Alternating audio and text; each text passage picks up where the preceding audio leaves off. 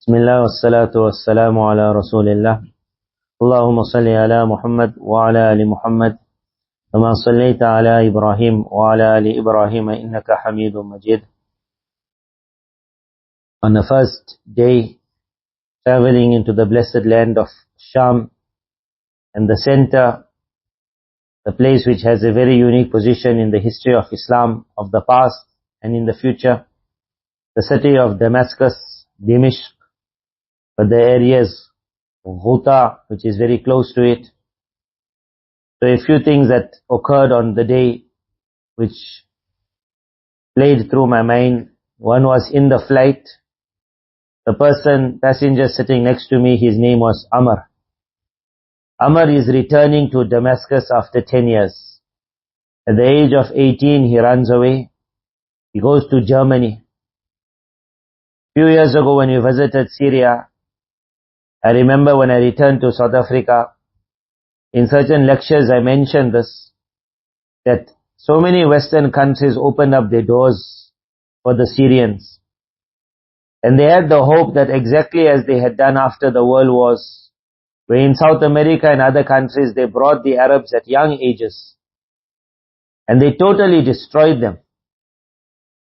So when Syria had its war, at that time we saw how many countries became the friend of Muslims, so to say friend.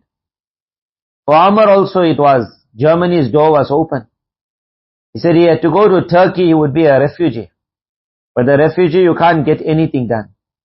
If you had to get out of Turkey into Europe, Europe was ready to take you in. They would give you papers, they would make you theirs. Everything was done so that they could really make you theirs. At that time I had mentioned Allah has made, however, the Syrians. And in this era of the revival, that may Allah make it that these European countries will not see what they wanted to see. And with Amr I found exactly that, where they brought him in to make him theirs. He entered into Germany and he made the German his. So he's explaining to me how he reached there, he had to work in the hotels, then he got enough money to start studying. When studying, there's another girl who's studying, she's like an Orientalist. They teach her Islam so that she can have objections against Islam. While teaching her that, she becomes so fascinated with Islam, she starts asking Amr for his point in different matters. And very soon after that, she asks that if she has to become a Muslim, will he be able to take her into his marriage? I asked him, was the family not upset? He said he went to visit the Christian family. They were also so accepting. They had also heard so much of Islam.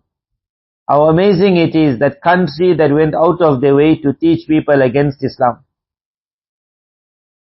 They brought people closer to Islam. Within 1 year after marriage, the girl goes into niqab. Amr even says, I told her, I will not force this on you.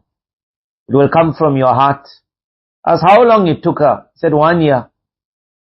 It made me think, how is it that a girl accepts Islam?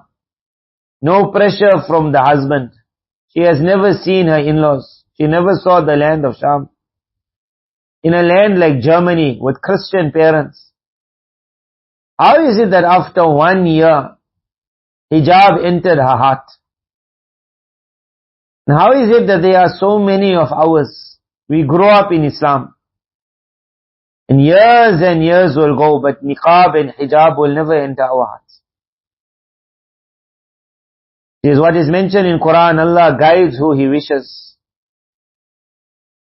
Amr now, when we were flying over Damascus, became so excited. He said, after 10 years I will see my family. And then he mentioned a nice point to me, which made me think of how the world changes. He said in 1 week's time, his wife will also be coming. He wants her to see Shaam.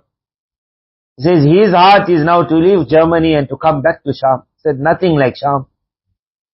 But I won't force it on my wife. I want her to come and fall in love with this land. He says, but 2 years ago when he was flying to Jordan, they flew over Syria. He said because they were flying over Syria, a certain fear gripped him. That what happens if in the air there's a problem with the flight? and they are forced to make an emergency landing in Syria. He says they will immediately pick him up that he is a Syrian who fled. He will be jailed, he will be killed. He said while he was in the air, he was so afraid, although it can hardly happen. He said at that time he never thought that 2 years later, I will be flying over this very Damascus, Syria, and I'll be so excited, land. That's when I thought about how Allah Tabarak Ta'ala changes the world so fast. What you never wanted to see yesterday, you dying to see tomorrow. What you loved yesterday, you hate tomorrow. This is the system of this world. You can trust nothing in this world. And you must never ever think anything is far from the qudrat of Almighty Allah. The other point I will mention is the Jummah khutbah, which really amazed me. We had heard many khutbahs in Arabic, and it is the same Quranic ayat and ahadith that I mentioned in a khutbah. But it just seems that whether it's said from the heart, or whether it is a prepared government khutbah. When we had visited Syria the first time, I remember one scholar mentioned that before we fought for our freedom, khutbahs were prepared which the government liked. He even mentioned there was never ever spirit in our khutbahs. Today I was listening to a khutbah which had so much of spirit. The khutbah was of the need of fighting for your deen. I never heard khutbahs like this in the Arabic language. From the mimbar on a Jummah. This is no longer prepared khutbahs. Damascus, you must understand, is very modern compared to everywhere else because they never fought. They lived under the regime like nothing was happening. So the people of Damascus might still have a modern mindset. And here you have a khatib who's speaking. The crux of the khutbah was, he spoke of the hadith where Rasulullah sallallahu alaihi wasallam hears Sahaba radiallahu anhu saying, will you not make dua that the help of Allah must come?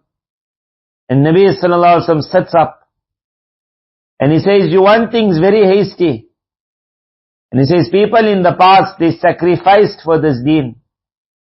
And on that point now he starts saying, he mentioned this very nicely. He said, see, the Arab world has so much of wealth.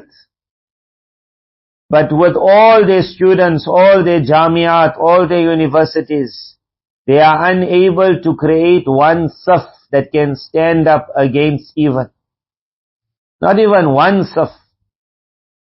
So he says, so forget the leaders. The leaders, they can't even get one saf. So if you had hope in the leaders, forget them. He said, let's leave the leaders, let's leave society, let's come to ourselves. He said, let me and you see if the tree of Islam is growing within us. He said, if it's growing within us, it will grow in our houses. Then it will grow in the society. Then it will hit the leaders. He says, what we are seeing in Gaza today, and he took the name Gaza. He said, what we are seeing in Gaza today is because of the rot that lies within ourselves. He says, we are dirty, the society is dirty, the leaders are dirty. And then he said that remember the ahadith have mentioned that Islam will reach wherever the day and night reaches. He said, we were already promised he's going to reach there. How he's going to reach, we don't know. He said, the train of Islam is going. It might halt at a few stations, it might go fast certain times, but it's going to get to its peak. He said, I'm asking you, O my community, are you going to be riders in that train? Or are you going to be standing outside the train and checking the train? Is it going to reach or not? He said, it's time to get into the train. This train is moving forward and is going to reach its peak. But the time has now come for me and you to see whether we are riding in the train or whether we're still standing outside and looking at the train and talking. For me, this was a very unique khutbah, and in it I could see a lot of hope for a place that for so many years, Damascus, perhaps never heard the talks of jihad and establishing the tree of Islam within your own self and making deen more important than your dunya. Now from the khutbah with so much of spirit, again we have found khatibs, khutaba, being given that freedom to make the nation. May Allah Tabarak Ta'ala allow the revolution to happen very, very fast. And may Allah Tabarak Ta'ala bring all khair to this land and through its blessings to all the lands around. وصلى الله على النبي الكريم وعلى آله وأصحابه أجمعين والحمد لله رب العالمين.